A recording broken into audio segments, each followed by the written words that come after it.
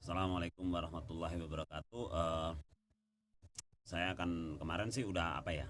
Kemarin yang terakhir itu penglaris ya. Sekarang ini untuk apa? Bikin apa ya? Bikin pagar.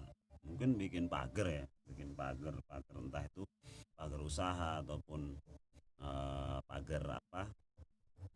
Jadi kemarin udah dibersihkan, udah dibikin penglaris, terus sekarang kita pagerin gitu kan.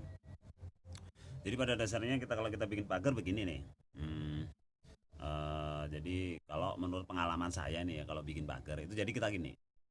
Kita ambil air di apa di gayung gitu kan di ataupun di ember nggak masalah ataupun di apa tempat yang gede gitu kan karena nanti dibutuhkan air yang banyak gitu kan dibutuhkan air yang banyak terus jadi nanti kita kalau mau bikin pagar rumah itu kita bisa dengan apa jadi yang termudah ini bikin pagar itu kita bacakan pertama itu kita baca Al-Fatihah.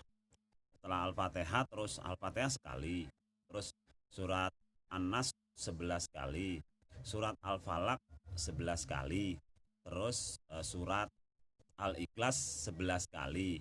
Selanjutnya di apa selanjutnya baca ayat kursi 7 kali. Setelah itu baca la haula wala quwata illa billahil aliyil azim itu sebanyak 7 kali.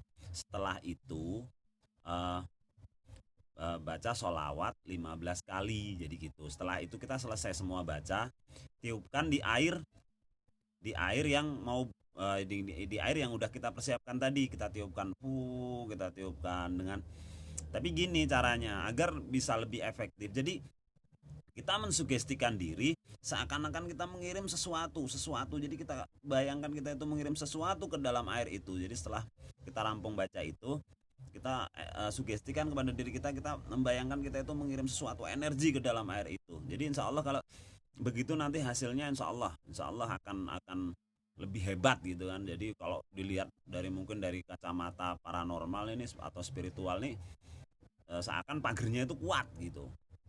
Jadi gitu itu begitu udah terus habis itu udah kita sudah selesai nanti air itu kita kita apa kita tuang nih di tempat kayak apa kalau misalkan tempatnya itu memang bisa disiram pakai air sih nggak masalah gitu tapi kalau nggak bisa mungkin mungkin keramik gitu kan repot nih kalau basah jadi licin gitu kan jadi kita beli apa semprotan yang burung itulah biasanya buat nyemprot burung itu kalau biasanya di toko burung ada jadi airnya kita taruh di situ jadi nanti kalau misalnya kurang banyak air itu dikasih di air yang sudah kita bacakan ayat-ayat tadi kita taruh di ember jadi kita tuangin di ember yang lebih gede jadi misalkan jadi airnya jadi lebih banyak lagi gitu kan airnya jadi banyak terus nanti kita taruh di botol yang tempat semprotan kayak burung gitu kan terus habis selesai kita tutup kita sambil sholawat sambil nyemprotin ke tempat usaha kita gitu kan itu kalau yang di dalam ruangan cuman kalau yang di luar ruangan kita bisa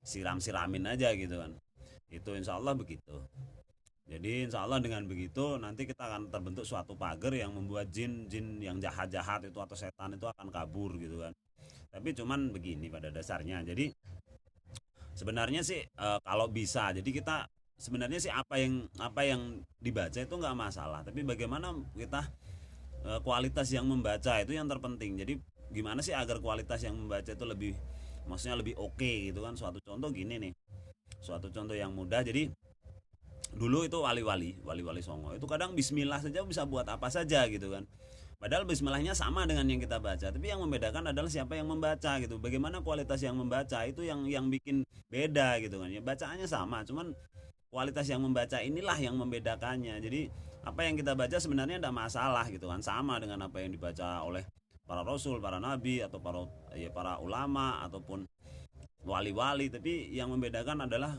kualitas diri kita jadi diri diri kita antara diri mereka lah yang membeda kalau yang membedakan gitu kalau pada dasarnya sih sama gitu kan jadi intinya begitu terus bagaimana sih caranya agar kita kualitas diri kita bagus yaitu perbaiki akhlak kita Jadi perbaiki akhlak kita. Kita harus selalu mempunyai istilah atau selalu berusaha mempunyai budi pekerti yang baik. Jangan biarkan hal-hal yang kotor-kotor itu masuk ke dalam hati gitu kan. Ya insya Allah dengan begitu kualitas diri kita akan bagus. Jadi mbak nanti energi dan misalnya kita bikin sesuatu entah itu air entah itu apa itu insya Allah bagus. Jadi itu saja tips dari saya. Jadi nanti semprot-semprotin dalam selamin udah gitu aja cukup gitu kan. Berhubung ini sudah adzan tuh, saya tutup dulu. Ada kurang lebihnya saya minta maaf. Jadi semoga bermanfaat bagi Anda dan menjadi amal bagi saya. Assalamualaikum warahmatullahi wabarakatuh.